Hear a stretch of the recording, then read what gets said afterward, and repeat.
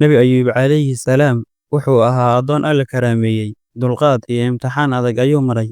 Muddo ayuu ku noolaa nimcooyin iyo barwaaqooyin kala duwan. Wuxuu lahaa hanti iyo maal fara badan. Wuxuu kale oo lahaa dhul beereed aad u ballaaran. Laakiin imtixaanka Alle ma aha mid la ilaawi karo.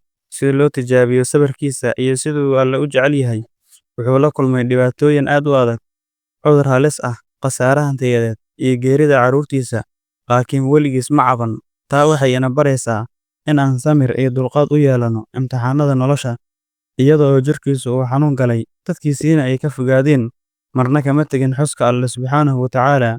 Ugu dambeyn markuu Alle baryay, waa loo gargaaray. Taas waxay ina baraysaa in aan xusuusanno Allah subxaanahu wa tacaala xilliyada dhibka iyo imtixaanada ay nala soo gudboonaadaan.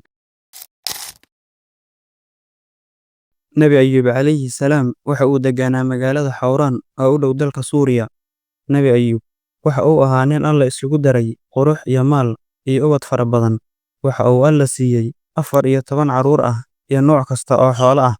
Waxa kale oo uu lahaa dhul beereed aad u baaxad weyn iyo addoomo aad u tiro badan oo u adeega. Nimcooyinkaas faraha badan waxa uu dheeraa inuu Alle ka dhigay nabi uu u waxyoodo. Barwaaqadan ayuuna muddo dheer ku jiray. Kadib Alle ayaa u doortay inuu imtixaamo Nabi Ayyub calayhi salaam. Ilaahay ayaa abaar ka dhigay beerihiisii. Kadib waxaa baaba'ay xoolihiisii oo idil. Intaas waxaa u sii dheerayd in ay geeri asiibtay carruurtiisii oo gaarayay 14 carruur ah, kuwaasi oo mid mid hortiisa ugu geeriyootay. Musiibadan ku dhacday awlaadiisii iyo hantidiisii, Nabi Ayyub calayhi salaam waa uu u samray, Alle ayuuna u mahad celiyey. Imtixaankii Alle halkaas kuma joogsan, balse waxaa jirkiisii ku dhacay xanuun aad u daran oo baabi'iyey hilibkiisii. Waxaa galay dheecaan, midkaasi oo jeexay dhammaan xubnihiisa. Nabi Ayyub wuxuu noqday dhulyaal, jirkiisa qayb qayb u baaba'do. Dadkii ka ag dhowaa ee ehelka u ahaa iyo kuwii uu quudin jiray ayaa ka fogaaday, iyagoo diidanaa in cudurka helay uu asiibo. Dadkii xushmadda iyo qadarinta u hayayna way ka fogaadeen ilaa markii dambe uu xanuunku ku siyaaday, jirkiisana uu tirxi galay. Dadkii magaaladana ay ku yiraahdeen, inooga bax magaalada oo ha nagu faafin cudurkan daran ee kugu dhacay. Ninkii waqti yar ka hor ahaa hantiilaha awlaadda badan leh ayaa waqti yar ku noqday faqiir xanuunsan oo aan wax awlaad ah lahayn. Qofka kaliya ee ku soo ag harayna waxa ay noqotay xaaskiisa oo iyaduna ahayd qof ku samirtay xanuunka Alle ku saliday ninkeeda Nabi Ayyub calayhi salaam.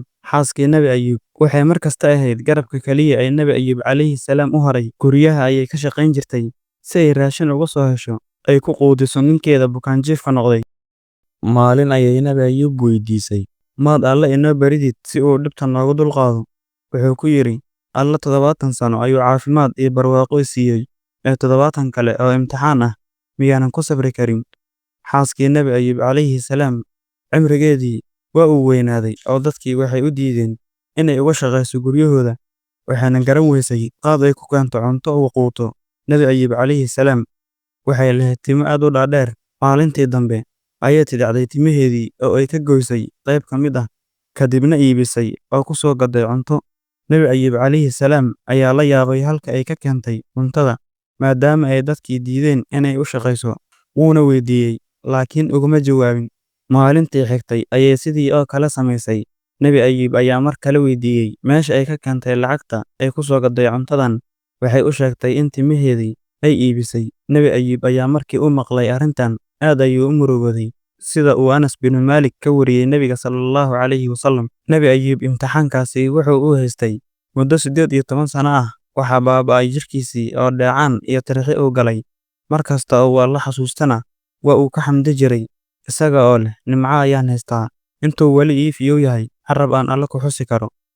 Waxaa jiray 2 nin oo la dhashay Nabi Ayyub calayhi salaam, kuwaasi oo xilliyada qaar soo booqan jiray. Maalin ayay ku dul sheekaysteen. Mid ka mid ah ayaa yidhi, Ayyub dhibaatadu waxay igu raagtay, waa dembi uu galay 18 sano. Haddii uusan xumaan weyn samayn lahayn intaasi oo dhan, dhib laguma fiirsan lahayn. Arrintan aad bay u xanuujisay Nabi Ayyub calayhi salaam. Markaasi ayuu ku yidhi, ma garanayo waxa aad sheegaysaan, Allase wuxuu og yahay. Waxaan soo mari jiray 2 nin oo murmaysa, markaasi ayay Alle magaciisa soo hadal qaadan. Kadib ayaan gurigeyga ku noqon jiray, waana ka kafaalo gudi jiray, aniga oo nacaya in aan Alle wax aan xaq ahayn lagu xuso. Nabi Ayyub calayhi salaam dhibkii ayaa aad u taabtay. Wuxuu gacmaha u taagay samada, markaasi ayuu yidhi, Rabbiyow dhib ayaa i taabtay, adigana waxaa tahay kuwa naxariista, kan ugu naxariista badan. Maalin xaaskiisa oo maqan, Alle ayaa u waxyooday in uu lugtiisa dhulka ku dhufto, waxaana ka soo burqaday il biyo ah. Kadib waxaa la faray inuu ku qubaysto sidoo kalena u cabo. Markuu ku qubaystay, waxaa soo noqday jirkiisii oo dhan. Markii uu cabayna, waxaa caafimaaday calooshiisii iyo xubnihii kale ee jirkiisa.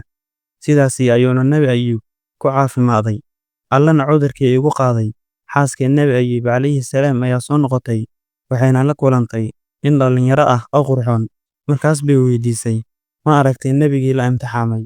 Ninkii ayaa la hadlay oo yidhi, waa aniga Ayuub. Xaaskii Nebi Ayuub way yaabtay oo waxay ku noqotay fajac iyo amakaag, waxayna u mahad celisay Alle subxaanahu wa tacaala. Culimada taariikhda ayaa sidoo kale wariya in xaaska Nebi Ayuub ayadana laga dhigay dhalinyaro, Allana sidaasii ayuu samirkeedii ugu abaalguday. Markii uu Alle imtixaanka ka qaaday, wuxuu u soo celiyey ubadkiisii intii hore iyo in kaloo la eg, waxaana Ilaahay ku manaystay xoolo badan iyo caafimaad wanaagsan. Wuxuu lahaan jiray 2 kayd oo waaweyn oo uu raashinka beerihiisa ku kaydiyo. Alle ayaa ugu buuxiyey dahab iyo qalin, wuxuuna noqday mid hanti iyo awlaad ka badan sidiisii hore. Samirka Nebi Ayuub ammaanta uu ku mutaystay waxaa sidoo kale sharaftaasi la wadaagtay xaaskiisii. Nebi Ayuub wuxuu Alle siiyey cimri dheer, 70 sano oo kale ayuu noolaa kadib imtixaankii Alle. Qisada Nebi Ayuub calayhi salaam waxay xambaarsan tahay casharo qoto dheer oo waxtar u leh nolosha qof kasta, gaar ahaan marka aan la kulanno imtixaanada iyo dhibaatooyinka. Hantida iyo caafimaadka waa nimcooyinka Alle uuna siiyo, laakiin marna ma ahan wax aan si joogto ah u haysan doonno. Sidaa darteed, waa inaan diyaar u nahay imtixaano adag, annaga oo aan ka quusanin raxmadda Alle subxaanahu wa tacaala. Nebi Ayuub calayhi salaam wuxuu ahaa nin aad u suuban, laakiin wali waa la imtixaamayay. Taasi waxayna tusinaysaa in dhibaatooyinka aan la kulanno aysan micnaheedu ahayn in Alle uu ina nacay, balse ay tahay imtixaan Alle ku tijaabinayo sabarkeen. Haddii aad ka heshay muuqaalkan, fadlan subscribe dheh. Hana ilaawin inaad like saarto muuqaalka, lana sii wadaag asxaabtaada kale. Mahadsanid.